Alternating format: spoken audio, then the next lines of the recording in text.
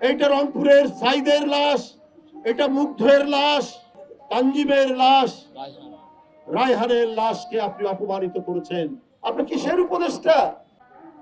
আপনার এই শিশু বাচ্চারা, এই আলোক পিয়াসী কিশোররা, এরা যে অভূতপূর্ব অভ্যুত্থান তৈরি করেছে, এই সোনালী রূপালী গোলাপি অভ্যুত্থান, এটা একটি স্বপ্ন পূরণের অভ্যুত্থান। জনগণের পক্ষ থেকে তাদের এই বিপ্লব, তাদের এই রক্তদান বৃথা যাবে না। এই রক্তদান তো হচ্ছে এদেশের সমাজকে একটি গণতান্ত্রিক সমাজে পরিণত করার। সেই সমাজ হিন্দু, মুসলমান, বৌদ্ধ, খ্রিস্টানের সমাজ, তাদের ঐক্যের সমাজ।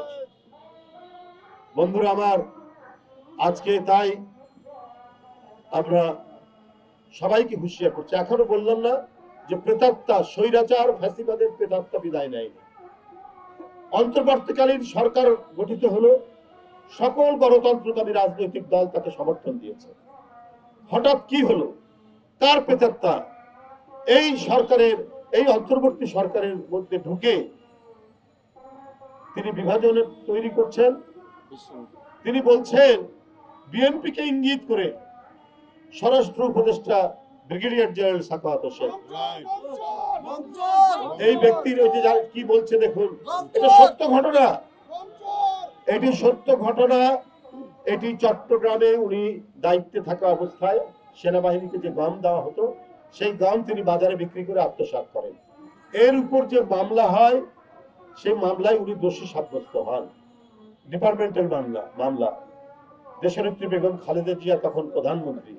তিনি ভাবলেন যে সেনাবাহিনীকে তিনি অত্যন্ত, এই সেনাবাহিনীর প্রতি তার শ্রদ্ধা, ভালোবাসেন। শুধু স্বাধীনতা, সার্বভৌমত্বের প্রতীক, আবার স্বাধীনতা যুদ্ধে তার স্বামী মেজর জেনারেল জিয়াউর রহমান নেতৃত্ব দিয়েছেন, স্বাধীনতার ঘোষণা দিয়েছেন। তাই এই প্রতিষ্ঠানটির প্রতি দেশনেত্রী বেগম খালেদা জিয়া দুর্বল। তাই একজন সামরিক ব্যক্তি তিনি যে অন্যায় করেছেন, সেটিকে তিনি ক্ষমা সুন্দর দৃষ্টিতে দেখে ক্ষমা করে দিয়েছিলেন, যে প্রতিষ্ঠানটি যাতে বদনাম না হয়।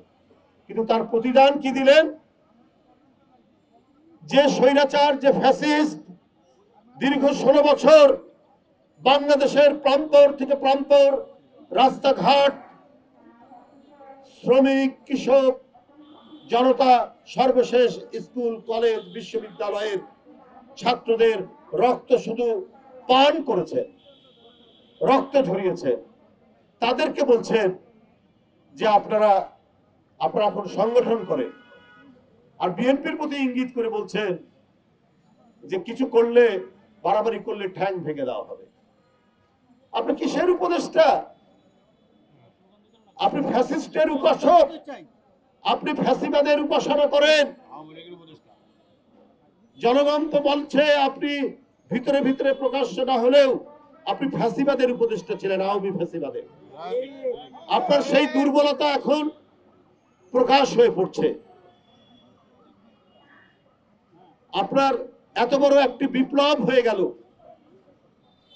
সেইখানে যারা সমর্থন দিয়েছে, সক্রিয় সমর্থন দিয়েছেন, তাদেরকে আপনার পা ভেঙে দিবেন। আর ফ্যাসিস্ট আওয়ামী লীগের লোকজনদেরকে বলছেন যে আপনারা সংগঠন করেন। এটা আবরারের লাশ, এটা রংপুরের সাইদের লাশ, এটা মুগ্ধের লাশ, তানজিমের লাশ, রায়হানের লাশকে আপনি অপমানিত করেছেন।